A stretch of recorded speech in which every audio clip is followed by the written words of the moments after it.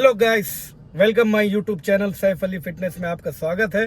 और आज जा रहे हैं हम लोग रिकॉर्डिंग करने, जो हमारे शेडोल से 50 किलोमीटर की दूरी पे है।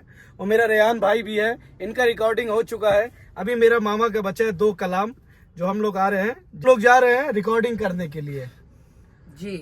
और हमारा देख सकते हो, मामा गए हैं मेडिकल में कुछ सामान है। ये अपनी गाड़ी है, ये देख सकते हो आप, क्रेटा।